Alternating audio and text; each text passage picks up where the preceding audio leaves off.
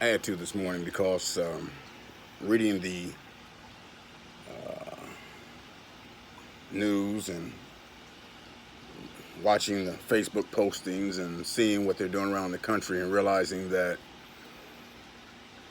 racism, white supremacy, as is written into our Constitution, rears its ugly head anytime. And I think people need to understand rears its ugly head anytime it looks like black people might make some progress in America. And the backlash is severe and harsh.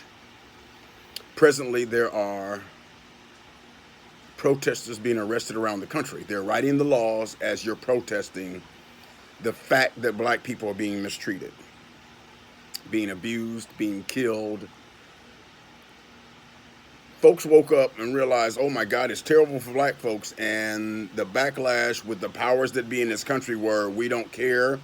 We're going to arrest you if you say anything about the fact that black people are being mistreated, that they're not being treated equally, that they're not being treated fairly. We're going to jack you up. We're going to arrest your ass for saying something about their ass. Then I realized that white supremacy is even deeper than that because I'm watching Donald the damn fool Trump speak on television today, which is like fingernails on a chalkboard.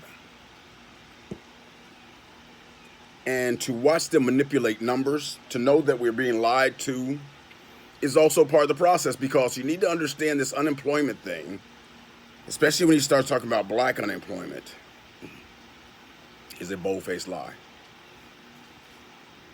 A month and a half ago, we lost upwards of 40 million jobs. And in 2 months since,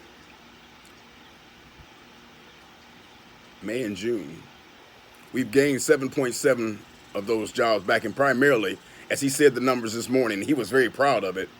Those jobs are in manufacturing. Nope. 300,000 of those 7.7 million were in manufacturing. But a whole lot of it was in service, hospitality. So the poor people had to go back to work. Now understand, while we're saying this, the COVID numbers are off the chain and they're lying about those too. Understand how white supremacy plays the game. Because it realized that all y'all were out in the streets because wasn't none of you working. And by the way, unemployment ended last Tuesday. Yeah, Tuesday. Unemployment ended on the 30th for all that extended stuff. You know, the fact that they gave you some money they thought it was going to placate you and realized that wasn't enough, but they didn't give a damn.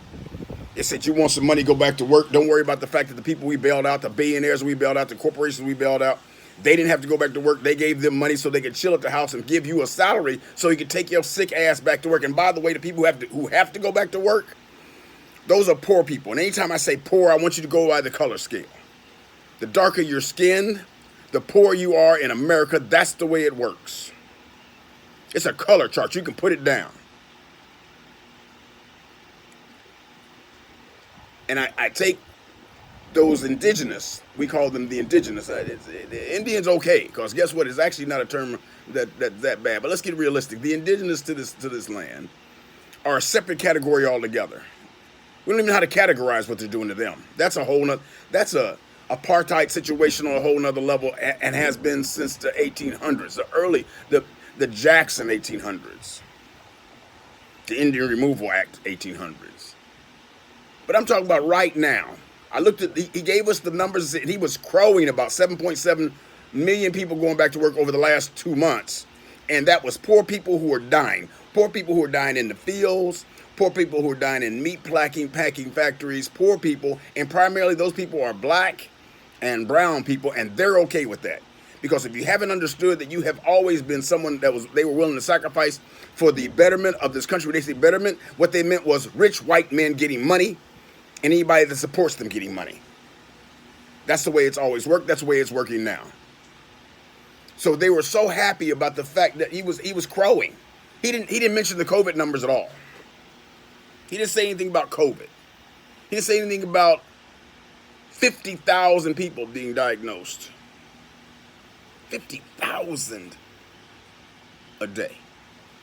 And Dr. Fauci said we're going to hit 100,000 before this middle of summer, because the way we're going, we're too damn stupid to know that they're sending you back to work to die. And instead of us saying, you know, I'm not doing it, let's go out in the streets and protest even more, because now they've gotten the police, who you said you needed to defund. They're saying, oh yeah, you defund, you rioters. They changed the narrative and said you're rioters because you're walking in the streets. We got white people pointing guns at people. I got a kid who had a toy gun with an orange tip on it who was shot in less than 2 seconds. But I got white people with AKs and AR-15s out there, and they ain't saying a damn word to not one of them. Again, goes back to white supremacy. The fact that you're a black person in America, you are subject to die at any moment. The fact that every time somebody gets arrested, we should have an app on there. You hit the button. As soon as that light comes on, you hit the button, and the rapid response team shows up. Everybody fully strapped. Because you don't understand, they are willing to kill you for anything because they literally think of you as a bug, black folk. And white people need to understand what that means. White people need to understand what it means to be treated as less than a human is way worse than you can imagine. It's traumatizing at a whole nother level. And I watch the numbers and I see what they're doing and I see the lies they're telling. And by the way, how many of you believe that we're only 128,000 people having died from COVID-19? What total bullshit. As soon as they said the country was going to open back up, they went from killing 2,200 people. I was watching the numbers. 2,200 people dying a day. Every day. And as soon as they said we're going to let that go and open the country back up, they reduced those numbers to 1,100 people a day, and now they're down to 770 average every day. They're lying, because suddenly you realize they said, by the way, the pneumonia cases in May in Texas went up threefold. You went from 1,700 people normally dying to 5,000 people dying from pneumonia. That's some bullshit. So what you're saying is you're not going to count them as COVID patients, because then you have to add them to those numbers. And suddenly that number goes from where it is right now, 129,000 to 135,000 people, because your numbers went up in one state, and every state's doing the same thing. Florida's lying, Georgia's lying, Texas is lying, Arizona's lying, even California's lying. And if you add all of those numbers up, we're well over 200,000 people have died from this disease, and they don't want to count it that way. Because then you realize how tragic what's being done to us really is.